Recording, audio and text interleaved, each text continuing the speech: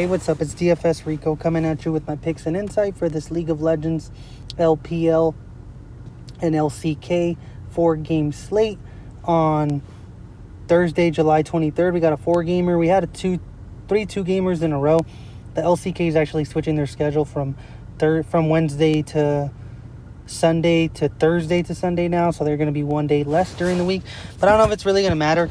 I don't know how much more League of Legends videos I am going to do, just due to the prizes. It looks like they're shrinking down the prizes now that baseball's coming back and all the other sports are coming back. If I get enough people to continue to watch it once it starts dying down, then I'll maybe continue videos every here and there. But for the most part, I don't know how it's going to go. We'll see how this week goes with baseball coming back and then basketball coming back next week. I assume a lot of people will just drift away from this, which is fine. But like I said, I do provide on the Patreon. I'm going to start providing baseball content mainly now, but I don't mind talking about any other sports. I got lobbies for every sport in there. People are constantly bouncing in and out, just helping each other out in all of them. And baseball will be my main focus on Patreon right now. And like I mentioned, I'm probably going to do the same thing like I did for League of Legends, just a longer breakdown video discussing the slate and just discussing my thought process and all that for smaller entry or bigger entry. I'm pretty sure it can help anybody out. And then, like I say, the Discord is usually the way to go. It helps out a lot. And just for $10 a month, can't really complain about that. Helps a lot. And I just want to see everybody win. So yeah, let's get to it. We got the 4-gamer today. Before I get into it, though, if you could like, comment, subscribe, I really do appreciate it. I appreciate the support no matter what. Even if you don't like or comment, it's all right. I still appreciate it, guys. Let's get to it. We got a 4-gamer. And the crazy thing about this slate, we have massive favorites across the board. Top esports, massive favorites over Dominance Esports. JD Gaming, massive over LNG Esports. And then we got KT Rolster, Dragon X, huge favorites over KT Rolster. And Gen G, huge favorites over Dynamics. So just a couple things. Let's get to the LPL starting lineups. Same lineups for both of these teams. You won't see Top Esports swapping out anybody anytime soon. And then JD Gaming, same lineups they've been having. You won't see them swapping anybody out anytime soon. LNG, same lineups. So the way I'm looking at this slate, it's very, very hard to fit a Top Esports and a JD Gaming, even like a 4-3 stack. I think I was looking at it, and it was pretty hard. I don't even think you could stack just TES and JD Gaming across and even fit a support or a jungler or a top laner in the captain spot. So it's making it kind of hard for people's lineups, especially with the fact that none of these games are expected to be too close. Maybe you could fit a lineup with Mao and Yuyanjia or Yuyanjia in the captain, but I don't know if that's going to be the best way to go.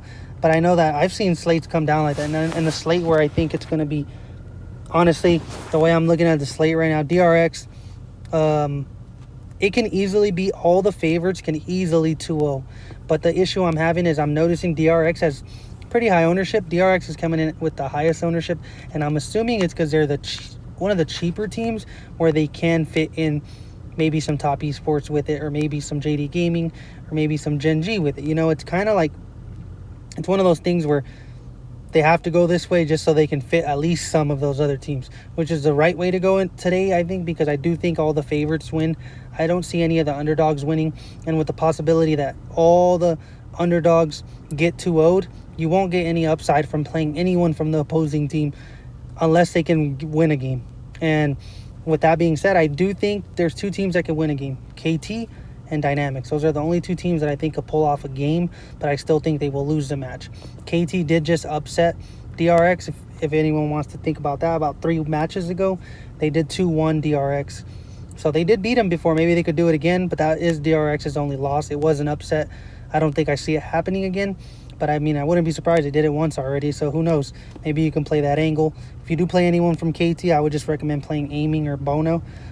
Preferably Aiming for sure, as a one-off maybe, because that will probably give you the value so you can open up a better captain in your lineup, because I think that's going to be where it's going to be crucial, having a good captain up there. But getting into it with the picks, I'm leaning more towards Gen G, because I noticed, so DRX has the highest lineup, then Top Esports, and then Gen G. So I really like Gen G tonight. If I'm going to be starting my lineups, I'm going to be starting with Ruler. Ruler showed us crazy upside. 100-point upside continuously. I mean, what, 6 out of the last 7 matches, he's gone over 99 points, 98 points. Just absurd.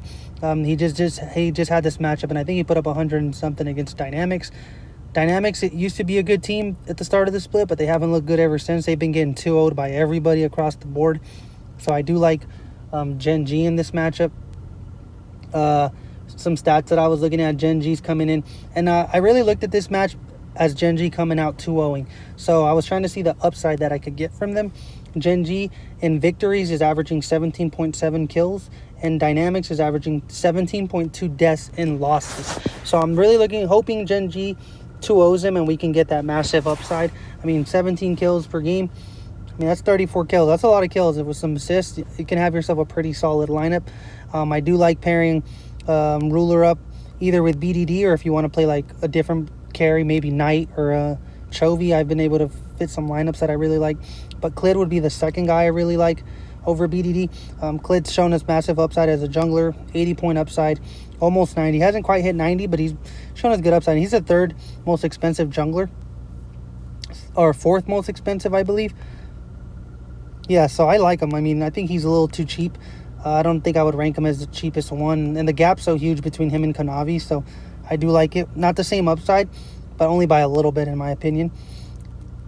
Top laner, I don't mind playing Rascal or Doran up here. If I want to do the savings, I would probably just put Doran up there at 6.2k, and a good matchup against KT, like I mentioned. Not a bad way to go. I'm trying to find ways to 4-3 stack or 4-2-1 tonight. I've had some pretty solid builds, but this is kind of where I would start.